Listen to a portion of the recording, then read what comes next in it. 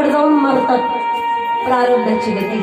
काही काय आयुष्यभर गावाकडे राहतात आणि शेवटच्या क्षणाला आळंदीसारख्या क्षेत्रात येऊन मरतात. प्रारब्धाची गती. कुणाची गती कधी बदलेल काही सांगता येत नाही.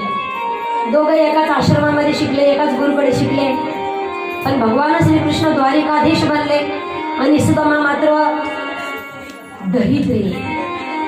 पण मला वाटतं सुदामा दरिद्री नाही, त्याची पत्नी सुशीला दरिद्री, पण सुदामा मात्र भाग्यवान आहे. सुशीला दरिद्री का?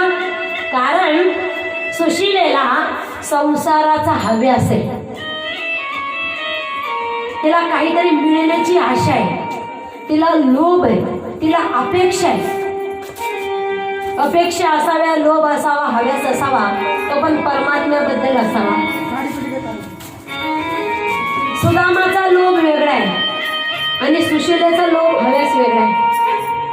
तिला संसाराबद्दल लोभ आहे, अपेक्षा आहे, म्हणून ती दरिद्री.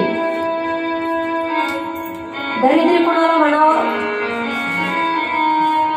संसारामध्ये ज्याच्याकडं पैसा नाही, घरदार नाही, अंगावर नीट कपडा नाही, आपल्या वरवरच्या दृष्टीने आपण त्याला दरिद्री म्हणतो, गरीब म्हणतो. पण लक्षात घ्या, सुदामा गरीब नाही, दरिद्री नाही. का? कारण सुदामा सारखा परम भाग्यशाली भक्त भगवंताचा दुसरा नाही. भगवंताचं किती प्रेम आहे महाराज सुदामावर. ज्या वेळेस आश्रमामध्ये दोघे जण शिकत होते ना, त्यावेळेस एक दिवस दोघे जण अरण्यामध्ये जातात आणि दोघही अनवाणी सुदामाच्या पायामध्ये काटा मोडतो. काय मोडतो? काटा. आणि काटा असा खोलवर जातो आणि सुदामाने असा पायवर धरलेला आहे. पायवरती धरला, त्याच्यातून रक्त यायला लागले. भगवंताने पटकन पाय आपल्या मांडीवर घेतला. कुणाचा? सुदामाचा. आपल्या मांडीवरती पाय घेतला आणि भगवंत आपल्या हाताने दोन्ही बोटाच्या नखाने सुदामाचा काटा काढण्याचा प्रयत्न करतात. पण ज्यावेळेस हाताने काटा निघेना, मैत्री बघा दोघांची, सख्य भाव, मैत्रीमधली सख्यता किती पक्की मैत्री. परमात्म्याशी मैत्री केली सुदामाने तर परमात्मा सुदामाच्या पायातला काटा काढतो. बोटाने काटा निघत नाही तर भगवंताने असा गुडघ्यावरती केला, गुडघ्यावरती सुदामाचा पाय ठेवला आणि आपल्या दाताने, आपल्या तोंडाने सुदामाचा काटा काढला. मला सांगा, सुदाम देवासारख्या भक्ताने परमेश्वराशी मैत्रीचं नातं जोडलं तर जगाच्या बापाने त्याच्या पायाला स्पर्श करावा आपल्या तोंडाने, तोंडाने त्याचा काटा काढावा. मला सांगा, जगाच्या पाठीवर तुम्हाला मित्र भरपूर असतील, पण असा एखादा मित्र आहे की संकटामध्ये तुमच्या पायातला काटा त्या तोंडाने काढेल, दाताने काढेल? नाही. उलट संकटामध्ये तर लांब पडतात, जवळ येत नाही.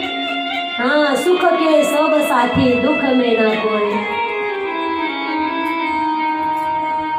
पण सुदामाने भगवंताशी मैत्रीचं एवढं सख्य भावनेने नातं जोडलं, एवढं सख्य भावनेने नातं जोडलं की देवाने सुद्धा प्रामाणिकपणे ते नातं निभावलं. पण 18 विश्व दारिद्र्य संसारामध्ये सुदामाच्या वाट्याने, पण त्याच्यामध्ये सुद्धा सुदामा आनंदी.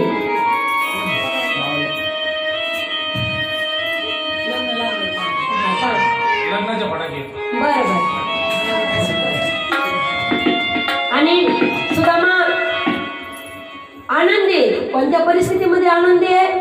तर दुःखाच्या प्रसंगामध्ये सुद्धा खायला नाही, काय हरकत नाही, पाणी पिऊन समाधानी, फक्त कृष्ण कृष्ण जय कृष्ण, श्री कृष्ण जय कृष्ण, श्री कृष्ण. अखंड प्रत्येक श्वासाला सुदामाच्या वाणीमध्ये भगवंताचं नाव आहे. पण घरामध्ये 4-4 दिवस चूल पेटत नाही.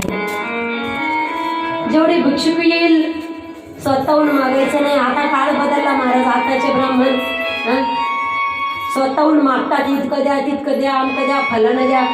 तरी सुदामाने कधी 5 घरं सोडून 6वं घर कधी मागितलं नाही. जेवढं मिळेल तेवढ्यामध्ये समाधान राहील. पण सुदामेची अवस्था भगवंताला बघवत नाही. भगवंताने एका ब्राह्मणाचं रूप घेतलं आणि सुदामाच्या घरी येतात. सुदामा घरी नाही, सुशीला घरात आहे, दानी बिचारी, पण ब्राह्मण देवतेला देण्याकरता काहीच नाही. हातामध्ये पाण्याचा फुटका लोटा घेऊन आली. ब्राह्मणाने ओळखलं, घरामध्ये परिस्थिती हालाकीची, ब्राह्मण म्हणजे हात झाला होता ना. आणि मग त्या ब्राह्मणाने सांगितलं, देवी घरामध्ये खायला नाही का? म्हणे ब्राह्मण देवता 4 दिवस झाले चुलच पेटले नाही. म्हणे सुदाम्याचं घर आहे? म्हणे हा. तुम्ही ओळखता का माझ्या मालकाला? हो, त्यालाही ओळखतो आणि त्याच्या मित्रालाही ओळखतो. त्याचा मित्र द्वारिकाधीश आहे, द्वारकेचा राजा आहे.